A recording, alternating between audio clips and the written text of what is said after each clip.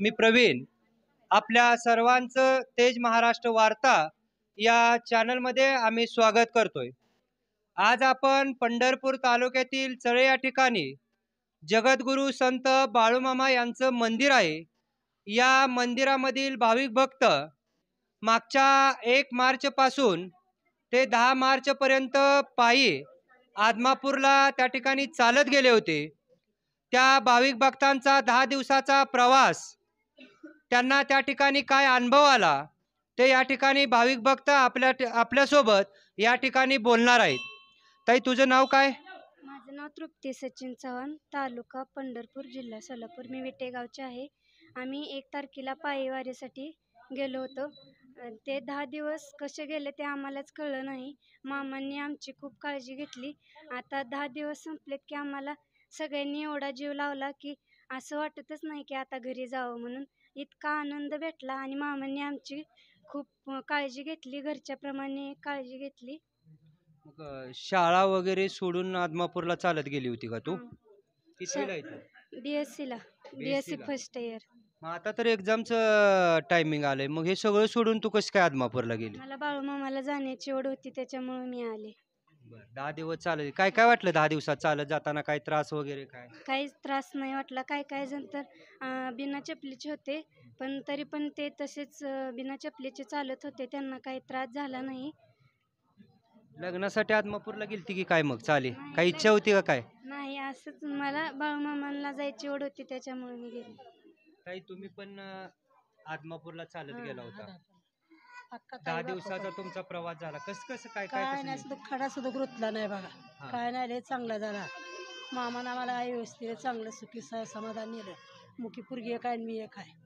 आम्ही 2 जण गेलो पाय काय म्हणजे कशाचा सुख। 10 दिवस घरचं कोणी कसं बघितलं? काय सुद्धा कोण, आम्ही मायलिकीच घरी। घराला टाळा आदमापूरला गेला। कसं वाटलं गेलं? काय नाही, आनंद वाटलं बघा, आनंद वाटलं। जेवणाची जाण्याची काय अडचण? काय नाही, सगळं जेवण पोट भरून सगळं चांगलं मिळालं। आनंदात जाताना सगळी सोय चांगली सोय। काही तुम्ही पण आदमापूरला गेला होता, 10 दिवसाचा तुमचा प्रवास झाला, आज तुम्ही त्या ठिकाणी माघारी आला, काय वाटलं आदमापूरला गेला? काय नाही, आम्ही आनंदाने गेलो आणि आनंदाने सोहळा केला आणि आम्हाला मामाने काहीच कुठलीच गोष्ट अडचणीची आम्हाला येऊ दिली नाही, काटा मोड पण दिला नाही। आणि आम्हाला अशी कृपा की आम्हाला मामाने आनंदानं त्या आदमापूर पतोर नेला आणि आदमापूरनं आम्हाला हितपतोर मामाने खूप आनंदाने आम्हाला हितपतोर पोहोचवलं। आज तुम्ही सगळी महिला एवढ्या मोठ्या भक्तिभावानं त्या ठिकाणी आदमापूर पर्यंत चालत गेला होता, तुम्हाला कुठं नाश्त्याची जेवणाची सगळं आम्हाला काहीच कुठंच काय आम्हाला कमी पडू दिलं नाही। आम्हाला इतकं आनंदानं आम्हाला घरचं काहीच आठवलं नाही आणि आम्ही कुठल्याही अडचणी आमचं घरचं काहीच आम्ही बघितलं नाही। फक्त आम्ही देवासाठीच आम्ही प्रार्थना करत गेलो आणि आम्हाला मनापासून मामाने आनंदाने इथवर पोहोचवलं। आता आदमापूरला गेल्यावर बरं वाटतंय का? चांगलं आनंद मजेत गेला ना? आता काय घरी जावं वाटत नसेल 10 दिवस राहिल्यामुळं, आहे ना? चालाय आलं का? कसं ऊन एवढं चालायचं, सगळं झालं, सगळं चांगलं, आनंद वाटतोय ना? फक्त त्या ठिकाणी आदमापूरला गेल्यानंतर त्यांचं जे काय अनुभव आहेत हे त्या ठिकाणी बोलणार। काय झाले काका, बरं आहे का? हो, बरं आहे। मुलगा डॉक्टर आहे अमोल उबाळे, यांच्या समवेत मी इथं आलो मामांच्या मंदिरात आणि त्यावेळी मला मंदिर समजलं आणि मी गेले 28-29 वर्ष मांढरदेवीला जातो प्रत्येक महिन्याला। पण तिची बी भक्ती शंभूचीच आणि बाळूमामांची पण भक्ती शंभूचीच। आणि आईने मला एक मार्ग सांगितला की जगात सरळ मार्ग आहे। आणि नंतर मग मला 390 शुगर होती आणि मी व्याकुळ झालो तो जीवनाला की म्हणजे हे शुगरने हे। आणि मी एवढी भक्ती करतो तू 28-29 वर्ष पण असं आणि वाटायचं की जीवन नको आहे। पण मी कांतीलाल मामांना भेटलो, महाराजांना। मामाने मला सांगितलं होतं की तुम्ही 5 वाऱ्या आदमापूरच्या करा, बाकी काय करू नका।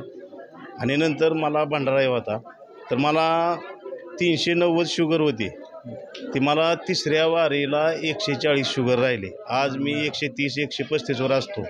आणि त्यामुळं मग ही जी मंदिर आहे चाळ्याचं आणि मामांची जी इथं श्राद्ध आहे की त्या मामांसाठी ती मामा असतील, पण ही मामा प्रत्येक भाविकासाठी आहेत, म्हणजे रात्रंदिवस मामांचाच आहे। भाविकांसाठी.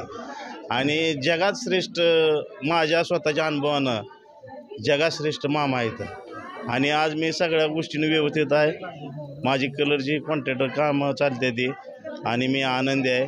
आणि मग मामाला मी म्हणलं होतं की मामा माझी एक इच्छा आहे की मला ह्या पालखीला दिंडीला अन्नदानासाठी कुठंतरी एखादरी पंक्तीचा चान्स मला मिळावा.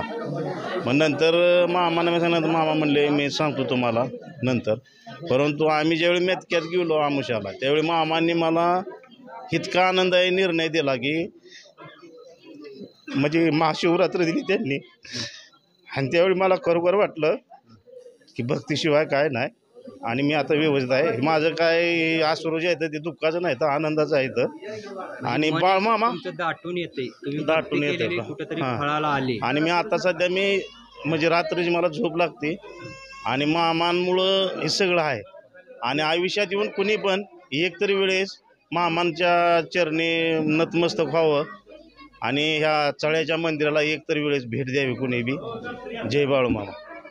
काका तुम्ही पण त्या ठिकाणी गेला होता, काय वाटते तुम्हाला यावेळी? आनंद एकदम भारी आनंद उठतोय. मी गवंडी काम करणारा मिस्त्री आहे आणि मी सगळं कामधंदा सोडून अचानक मी गेलेलो आहे. मला कोण चल म्हणलं नाही, काय नाही, काय नाही. मामाच्या चरणाला हात आल्यानंतर आपल्या तुळशी हाताने आपला उद्धार होणार आहे म्हणून मी एका दिवसात काही न करता तुळस बांधून मामासाठी सफर भेटते आणि आनंद आहे, एकदम आनंदी आनंद आहे.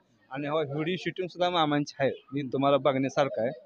आम्ही शूटिंग काढले जाताना, तुम्हाला घ्यायचं असेल तर का तुमच्या नाही आहे ते ग्रुपच्या माध्यमातून आपल्याला तुम्ही पण त्या ठिकाणी चालत आहात.